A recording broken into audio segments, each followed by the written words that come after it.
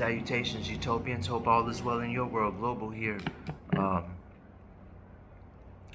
so, very interesting developments today in the WNBA. There was a fairly good slate of games that had to be played.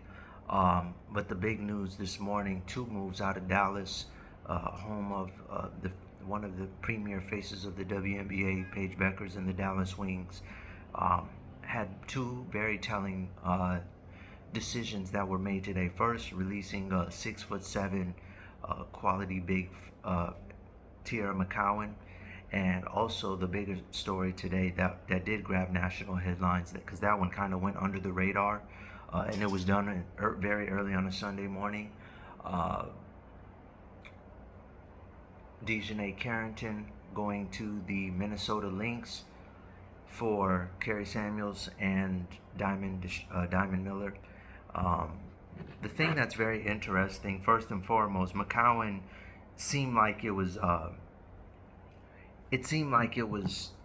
inevitable. She walked off the court earlier this year on the head coach, and there's been a lot of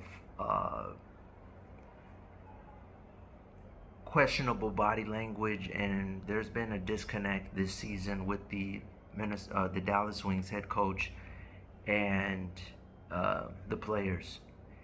It's been going viral lately.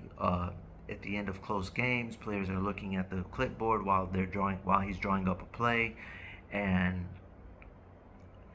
it's just always been a struggle since the beginning of the year. And she, for whatever reason, didn't get a certain amount of minutes, I think, to open night, and she walked towards the tunnel early. And from that moment on, I knew it was only a matter of time. She did go play overseas during the season, came back, got a little bit more minutes, got back on her feet, but it was inevitable she was going to be let go.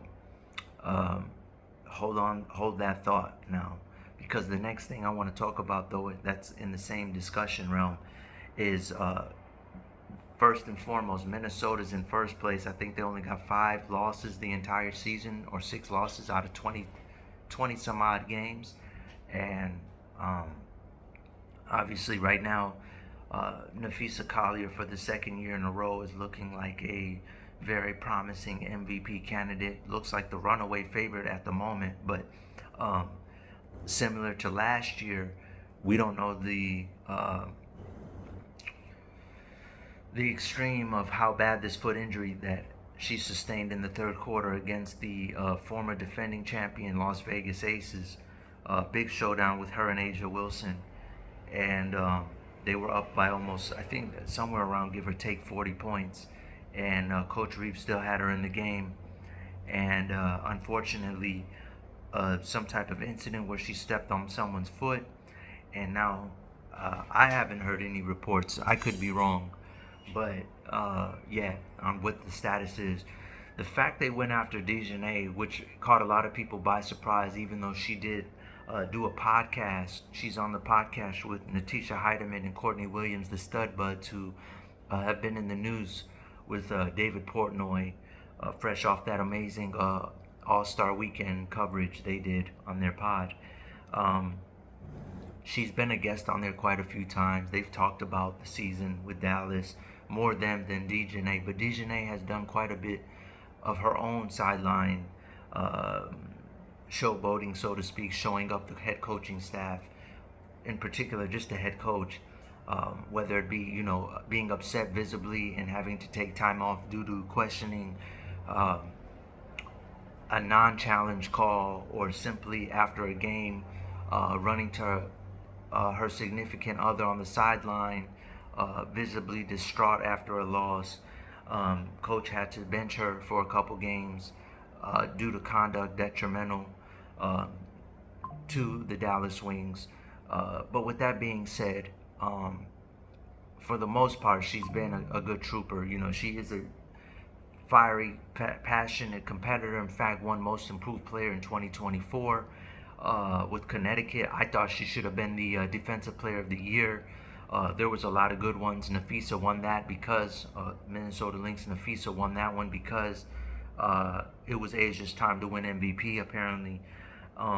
So that kind of was her prize for having an undeniable year last year and playing her part quietly as kept Alyssa Thomas today, who had another triple-double, the only player this season to have multiple triple-doubles out of that branch of Alyssa Thomas, Connecticut Sun team. Bria, only Atlanta Dreams. Bree from the Atlanta Dream is having a decent season. Dejanay is averaging 10 points, but it's been a struggle 10. Bria Hart, it's not Bria Hartley. I don't know why I can't remember her name right now. Let me get up. It's gonna bother me. Atlanta Dream roster.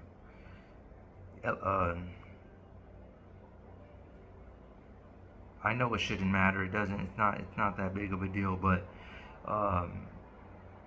Brianna Jones, yeah, is the only one having a real material season. I expect that a little bit to change now with the Minnesota Lynx, and the great part is, whatever role Dejanay has to play, I'm sure she'll be fine with it. Just for the simple fact that she's amongst company that she's familiar with now, in Natisha Heidemann and Courtney Williams. I've said it on record. I think the Lynx have the ability to go on a dynasty run similar to what the Las Vegas Aces are clearly detoxing from. And there's just a few key things missing. Firepower. The thing that I find very telling, though, is they did let go of Peely, who today also same day got announced that she's reuniting with her college coach with the Sparks. The Sparks have been a revolving door all year trying to find pieces. They've been very injury plagued, but they look like they're emerging on the scene, and they are going to make a push for the playoffs. But it was very telling right then and there that things were changing because of how abrupt, and I think it was post the Sparks loss that they waived her right after the Coach Reeves and the Minnesota Lynx, but that they were going to make room and change was on its way, and that's exactly what happened. The Lynx glaring issue, and it happened against the Atlanta Dream, playing against Brittany Griner, who was had 17 at the half. They have an issue with physicality, and McCowan, formerly of the Wings, looks like she might be departing, and I would anticipate that is exactly what they really needed. The trade for Dejanay leads me to believe is cause for concern. How serious is the foot injury with Nafisa? Because it looks like they went out and said, what is the most explosive score that is on the market right now that we could go after to make up for a point differential? It seems like they're bracing themselves for a substantial amount of time missed from Nafisa, and I'm sorry it took so long for me to get to this point with the Wings. I mean, with the Lynx.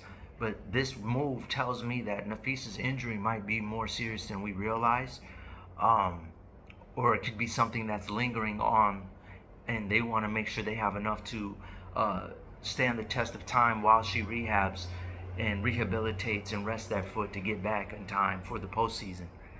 She could miss a substantial amount of time. McCowan, on the other hand, who was just waived by the Wings, provides that physical big body presence. Not necessarily even scoring or anything. They just need a presence down there. And she's physical enough to do so. She went overseas. She's shown that there was no hiccups over there. And so she played pretty good overseas. So she showed that she definitely can integrate in a team environment. And it was just, the Wings are a special case. It is very delicate. They're trying to figure it out as they go along. It's funny because, on social media, before the season began, during the draft, I made it very clear I wasn't very fond of the Dallas Wings roster, and I did not think, Paige going to Dallas was the best thing. She's already had 3 serious career-threatening injuries, and going to the Wings and wasting even one season when knowing her body has been sped up in dog years is very nerve-wracking for me, because that is an NBA-ready player who can be the face of the league. She's deeply admired amongst the WNBA community. And so, ideally, I would have liked to see her hit the ground running. I felt like they didn't have that multi-positional player who can give you cross-position optionality. And so Haley Jones bounced around a few teams. I thought the Atlanta Dream should have built their team around her this offseason, even though we didn't see all the things that I'm seeing today from her with the wings, with the shooting and everything. I'm very impressed with how much her game has expanded with the wings. That's one thing that could be said about this current coach. The way that Haley Jones is thriving, is it more opportunity than coaching? Perhaps, but she didn't show any signs of having a jump shot or confidence in her jump shot based on that roster connection. Maybe the city and the environment did not match, who she was as a person. Sometimes that can play a part. It does seem like there's more international adjustment going on. I think, if I'm being very honest, Paige off the court lifestyle may have the front office, Kurt Miller in particular, believing that they needed to have Nalissa Smith and Dejanay there to help ease her into the limelight based on her lifestyle choices. She and Ozzie Fudd of Connecticut soft launch during the All-Star weekend, so I don't know if the ideal was, but I never thought that mattered, to be honest with you. I didn't think it was a big deal, and she in fact seemed more of a vet in that environment than Nalissa and Dejanay. I don't know if it's because they felt so comfortable being in Texas, where they played ball, where they're from. It just didn't work out, and I'm going to be honest with you, only I feel comfortable saying this, because I see a lot of people trying to be on the right side, politically correct. Again, I brought up Paige, not wanting to see her in Dallas to begin with, but based on this roster construction, and now basically that entire starting lineup is gone. You see Lee Giroux, Kari Samuelson played in Spain, has played on EuroLeague teams. You also have Diamond Miller, who and Samuels also played for Stanford. I thought was going to be a great replacement for Xander Lassini. Samuels at one point shot 47%. Now she goes to the wings. That's more of what they need. I was trying to lobby to see Erica Agumier go for Jewel Lloyd, because I felt like a catch and shoot type player would be better suited.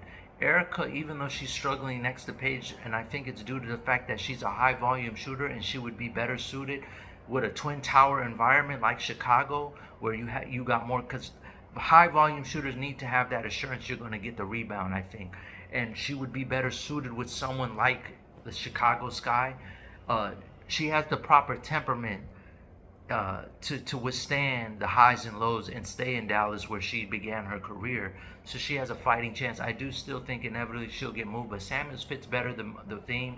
Diamond DeShields is a fairly big body herself, and can replace McCowan. She also has winning pedigree. She's only been in the league 2 years, but she was on the roster that won the Commissioner's Cup. There's a clear theme going on right now, long short, in Dallas, about what they're trying to do there now. They thought like, oh, Paige is embraced in a certain way, maybe we just keep it like this, and now they're moving out of that direction and saying Paige can be in any room and be fine. And in fact, she is an old soul who's been here before, and we don't have to subject her or limit her to just one type of ideology. We can make it work with whomever, and in fact, this might be the better route, because the previous roster thought it was a party, and it was more of a, it's not that kind of, it's not that at all. There's high stakes. You have a generational talent here. And in fact, Paige, with Nafisa going down, could join Lauren Jackson, formerly of the Seattle Storm, as the first ever player to not make the playoffs and yet still win MVP, because she's been that prolific, especially with Caitlin out. The Aces have been really, really bad. Don't get me wrong, the Wings are not in the playoff hunt either, and they're in the bottom half of the league with Chicago in them. But if and right now maybe it's Alyssa Thomas who wins MVP, but Paige is definitely worthy of being mentioned in that she has had to take already a game off due to load management, and like I said, she has some serious career-threatening injuries that could that are always going to plague her. But the Wings are are slowly fine-tuning as the season goes on, and trying to better equip it for a more healthy environment and locker room, clearly. uh, and so that's what my impression of for the Wings. There it's more of a culture shift than actual talent shift. And don't get me wrong, they're definitely having to try to pair Paige with more complementary pieces that are adjusting to her, because I think they underestimated, or based on what the market was presenting, they may have just said these are the best pieces we can get at the moment based on market and who we are and things like that. But they did lose Satu Sabali. They did let go Ryan Howard. So to me, I mean, again, Satu's probably another high volume scorer who probably wasn't going to take a liking to deferring to a rook, but Paige is not a rook. And Satu right now just got benched also, the same way Erica did uh, during the Phoenix game for whatever reasons. But and today she's missing time because of personal reasons, didn't play today. Though Phoenix did get a win without her. But she was one of the best scorers in the league, and in fact made the All-Star. And today she's getting, in the last two games, starting since last game, not got benched in the fourth, and then now personal reasons isn't playing. So I don't think she would have been a good match. Ryan Howard, on the other hand, with Natisha Hines-Allen, would have been a great complementary piece, I think. But she goes to the Fever with Caitlin. I guess it was like some unofficial swap that happened between the Fever and the Wings, where we give you Nalissa, you take Ryan Howard, but Ryan Howard clearly was the better player. Um, I don't know what Nalissa's deal is, and that's what I was getting to earlier. Nalissa's side note looks like she needs to hire a private trainer. She looks like she plays like she just, when she gets to the arena is when she does warm-ups, is when she plays basketball. I don't know a single spot on the court where I can consistently depend on Nalissa to make a bucket. And this is coming from a guy who was upset when coach last season benched her in the playoffs abruptly for Fog Bentley, who's having an outstanding season for the Valkyries and who clearly is better now than Nalissa. But that's another story for another day, because she's not, as I said when the trade happened, she's not a needle mover for what the Aces' problems are. But the Wings are a developing story. Keep an eye on them. They might squeak their way into the play. You never know. Crazier things have happened. Definitely don't think they can win a playoff series, but they're gonna push it to the perhaps to the 11th hour. In terms of trying to get in the playoffs. I don't anticipate any more decisions from the Wings. Free agency, I do think that the Lynx will be active. Look out for Tierra McCowan to get picked up on a rebound. If not, I don't think they're going to just, especially now with Nafisa's foot injury, there's no way they can afford to not try to pad their front line. Someone should pick up, Tierra regardless. But the Lynx are looking like the biggest threat right now to win a championship. They still haven't reached double digits and lost. And Nafisa is on a mission. We'll see. Stay tuned to find out how that foot injury is. I hope this video was informative, Utopians. I'll try to do better next time. Again, and also, I hope I didn't offend anyone with some of my comments. If so, hey, I always come from a pure place. I'm not nowhere near as successful as I should be because I speak the truth. Again, I spoke out when I said, and people were looking at me sidelines, what's wrong with you? What's wrong with you? Now you see the whole roster's not there. And so, I never mean anything personal. It's never personal. It's never malice. All my stuff is sports related. I'm just keeping it real with you and saying what other people are too afraid to say.